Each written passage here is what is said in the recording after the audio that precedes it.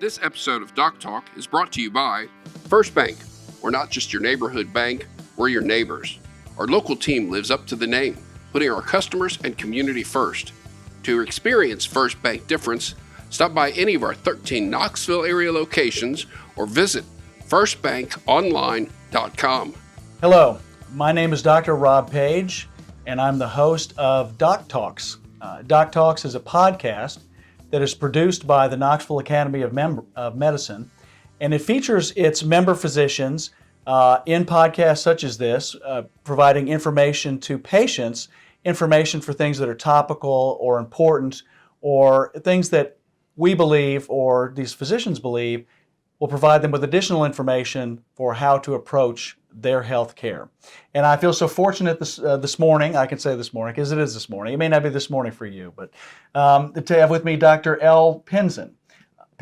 Dr. Pinzon is a physiatrist here in town, and he works with, and he actually is in his solo practice with University Spine and Sports Specialist. And I also have another practice I do regenerative medicine called Volunteer Comprehensive Health Regenerative Medicine as well. And what exactly does your field of medicine, what do you do? What I do is, we were talking earlier, I'm board certified in physical medicine rehabilitation and also fellowship trained in interventional spine and musculoskeletal medicine. So essentially what my field is predominantly a 100% outpatient. So there is primarily my emphasis is more toward trying to minimize pain conditions such as spine or musculoskeletal, primarily by using some sort of interventional type procedures. For instance, the most common things that people come to see me for are spinal injections, things like epidural steroid injections, facet injections, medial branch blocks, radiofrequency nerve ablation, spinal cord stimulation, and then we do a number of different things, including some musculoskeletal type procedures for joint conditions such as shoulder, knee, hip, and so forth. And then I have a side business where we do some regenerative medicine. But primarily, we were talking before, in Tennessee, we all know that there's an opioid crisis here. And so a lot of the states have that. And so as a result, fortunately, Tennessee state has put some regulations on that to try to reduce the amount of opioids that are out there. So because a lot of the pain clinics are in that situation, a lot of pain patients have pain, but they're having their opioids reduced. So people like myself fill in that void, provide some sort of pain relief for these patients who potentially don't need as much of the opioids, or they find out, geez, maybe I can cope with a reduced amount if I have some other management such as interventional procedures or physical therapy, chiropractic treatments, things like that. So essentially what you're saying is that if I were a patient and I know back pain, lower back pain is unbelievably common, and I would come to your clinic having maybe failed other therapies, not necessarily wanting to do surgery, what sort of relief could you provide me, or what sort of procedures would you have available for me? Right. So I brought a couple props. I'm on staff at University of Tennessee Department of Surgery. So I also provide some teaching for medical students, and occasionally I have some residents who want to learn a little bit more. So this is the spine. This is the back of the spine. So this is the back of the skull back here. This is the neck. This is the mid-back thoracic area. This is the lumbar area. And this is the pelvis with a lot of times, if you've heard of sacroiliac joints, these are those joints and so forth. And then the hip sectors and so forth. So essentially, I'll show this on the smaller model. A lot of times people will say, gee, I'm having radicular pain, or radicular pain just means referred pain that's coming from the root or the nerve root. And so a lot of times this is the back of the spine. So that would happen in a situation such as when you had like a slip disc or a disc out of place? Correct. It could happen with slip discs, which this is the vertebral bodies. When they say, this is your vertebral body, this is what they're talking about. This is the disc you're talking about. Here, this is the back of the spine called the spinous process. These are called the transverse process, and these are these nerves. Okay. And so when you have a slip disc, most common conditions that occur when people say, gee, I have I have some numbness and tingling in my hand or my leg. I have some radiculopathy is what we call that. It's because the nerve that is down here, which is the nerve that comes off of the spinal canal here where the spinal cord comes off. So you turn that toward the camera. Oh, So I'm sorry, maybe, yes. Yeah. So right here, this is the spinal cord. Off the spinal cord comes off of these nerves. And sometimes when you have a disc that'll push backwards, which is usually common when you have a slip disc, then it'll put pressure on the nerve like so, and as a result, it'll cause irritation. It could cause as much irritation, or usually it causes more of a numbness and tingling, what we call paresthesias. Occasionally it can cause weakness. If it develops into weakness, it becomes a bigger issue. We need to address that more aggressively.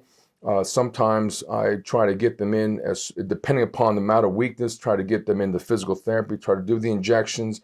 If it's progressive, what we call progressive weakness, then we like to get them into a surgeon, like a neurosurgeon, orthopedic spine surgeon, someone who can see this condition as soon as possible.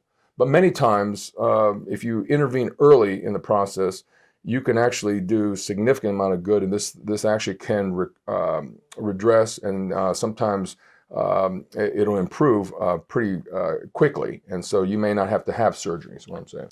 Gotcha. So we've talked a little bit about back pain. What other sorts of pain does your practice approach? What other areas of pain do you cover in your practice? Yeah, so a lot of times we will figure certain conditions like peripheral nerve injuries, for instance, carpal tunnel syndrome, ulnar neuropathy, where you have a irritation of the nerves and so forth.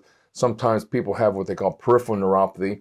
So we'll evaluate those. I do a lot of electrodiagnostic testing as well, called EMG nerve conduction studies.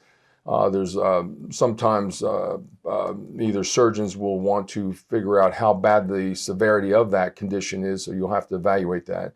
I also do a lot of, because I'm an athlete, I do a lot of endurance type sports. I've done 23 Ironman, believe it or not. Wow. And part of that is an interesting story, but when I first went to medical school, as you know, how stressful that is studying all the time, that I put on a lot of weight. And so, I was in the library a lot. And so I said, oh, this is not what I want to look like. So then I hooked up with this guy and said, hey, why don't we start to run, swim, and bike? I said, oh, that sounds interesting. So then I took off a lot of that weight. And then, as you know, we have a type A personalities and so forth. Oh, absolutely. Yeah. So then I started taking off, and that became an obsession and so forth. So, but a lot of what I do is sports medicine as well. So a lot of times there are athletes that come in that have shoulder problems or knee problems. And so a lot of times we'll do some interventional type procedures, either intra-articular injections. There are some treatments also these days using PRP or platelet-rich plasma, stem cells. I'm sure you probably heard of some of that. Some of that is beneficial. We don't ever propose that that's going to resolve everything. Now, would that be more of the regenerative type medicine? Exactly. Okay. Yes, and so a lot of times the regenerative medicine is an option. There are conditions sometimes where the surgeon is not able to intervene, or patients don't want the surgical approach. And if they don't want that, then they have other treatments that can fill that void. But like I say, a lot of times I'm a big proponent of self-help in the sense of fitness, in the sense of, and we're not talking about you have to be a spectacular athlete. We're just talking about weight loss, a good diet. Physical therapy is a big user of physical therapy and chiropractic. I have a lot of referrals to my clinic from therapists or chiropractors. And so as a result, even podiatrists, it's very beneficial. So my clinic essentially, I try to help a lot of the practitioners who are looking for their own clinic patients to improve, and so I try to provide that service. Now, and in your area of expertise, physiatry, there aren't very many physicians who actually provide this service, are there? Correct. And so there's really two realms. I probably should start with that. There's the physical medicine realm, which is predominantly what I do, which is more outpatient, musculoskeletal medicine, which is more of an outpatient sector. And then there's the rehabilitation sector. For instance, you went to Vanderbilt. Right. They have a big inpatient rehab setting and so forth. And a lot of times those are the ones that are covering more like stroke, traumatic brain injury, spinal cord injury, and so forth. I trained at Baylor College of Medicine in Houston, Texas. So I actually spent some time there myself. So. very good. So it's one of the best, top 3 in the country for rehab. So I was fascinated when we were doing inpatient rehab, because we had really complicated cases. That I still remember those cases, but I don't do a lot of inpatient. Essentially, I do 100% physical medicine.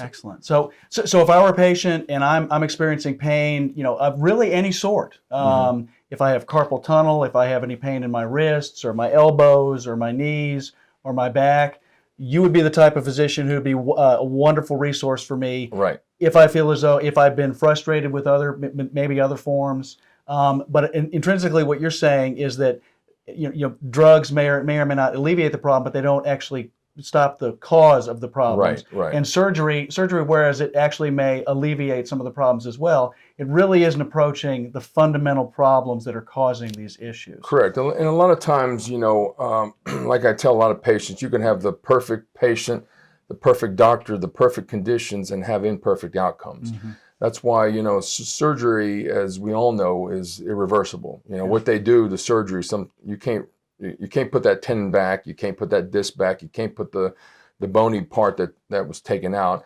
So surgeons understand that. I get a lot of referrals from neurosurgeons, orthopedic surgeons as well, who say, listen, why don't we let Dr. Pinzon get a chance at this first? If he's not able to achieve the success with interventional type procedures, then we can always have that option. And so let's say 20 years ago, surgeons were much more aggressive. Mm-hmm. At this point, they're less aggressive because they understand that, listen, we don't want to create more complications and a second or third surgery. If the first one didn't resolve it, I'm not sure the second or third one is going to provide that. If you look at the statistics, every surgery you have decreases the percentage of improvements beyond that. So a lot of times, so we talked about disc-related problems as well, but we also have people that have stenosis. As we all tend to age, like yourself, all of us, a lot of times people develop arthritis. Usually some arthritis exists in the joints, okay, and those are called the facet joints. And as a result, we also have stenosis where you have narrowing of the central stenosis here and foraminal stenosis where the nerve comes out as a result. And so sometimes we can do injections inside the joints, they're called facet joint injections. We can come around from the side and do little blocks along the medial branch nerves. Those are called sensory nerves that innervate the joints. A lot of pain that people have, for instance, when you stand or walk and you stand up from a seated position, occurs usually in the joints.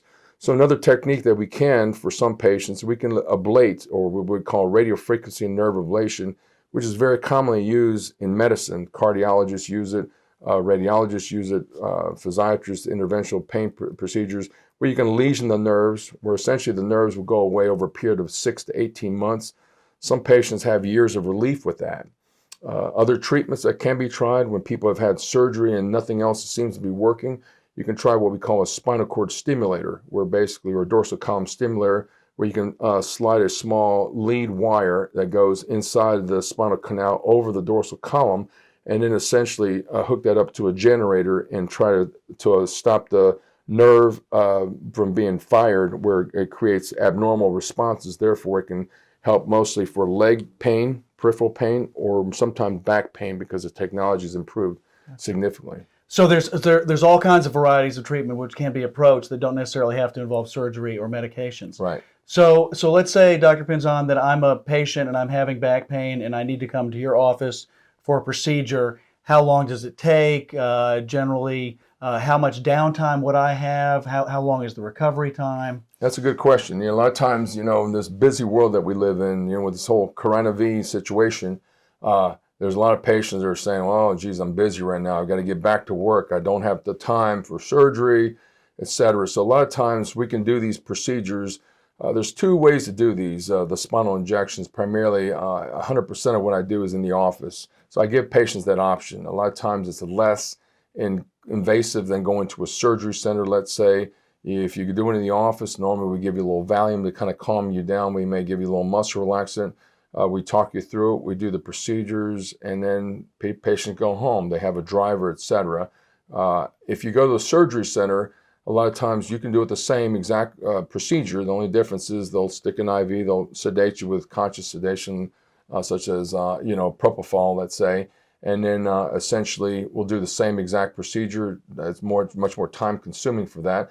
But I would say that time frame is, we can have you between the procedure and return to work. Let's say you do it on a Friday, you'd be back to work by a Monday or so. Wow. So certainly much less recovery time than you would have from surgery. Yes. And again, you're not having to resort to just using narcotics to help your pain. Exactly. Yeah. So, Dr. Pinzon, your practice is here in Knoxville. Can you give us some information about your practice? Yeah, so I'm located in West Knoxville off of Murdoch Drive. So I'm 10710 Murdoch Drive, and across from the U.S. Cellular Building. We have a website called USSS-VCHRM. And we'll have all that information on the screen here. .com, I'm sorry. No, that's all right. And so normally we just we can take calls 690-3737 and be happy to see anyone, evaluate them. I don't guarantee 100% success, but more than likely you'll get some relief, with the treatment. And I notice also on your website you have a lot of information for patients. Yeah. So a lot of times I'm a big believer in education. So a lot of times I give patients handouts. I give them the same handouts, but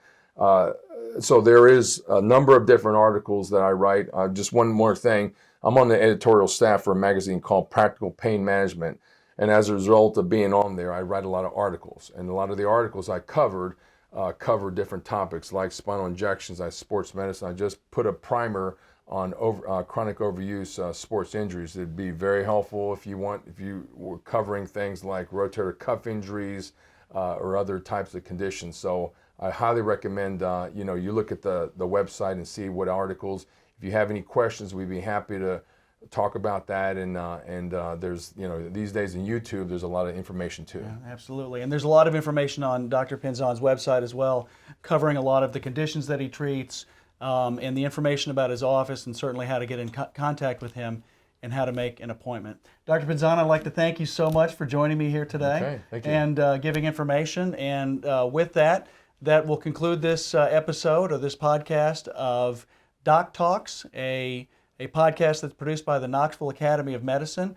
And Dr. Pinzon is a member, and if you are a member, you may also come on here if you'd like and share information that you'd like to include. And with that, I'd like to thank you all for joining us, and you guys have a great day. This episode of Doc Talk is brought to you by First Bank. We're not just your neighborhood bank, we're your neighbors.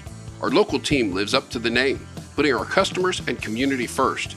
To experience First Bank difference, stop by any of our 13 Knoxville area locations or visit firstbankonline.com.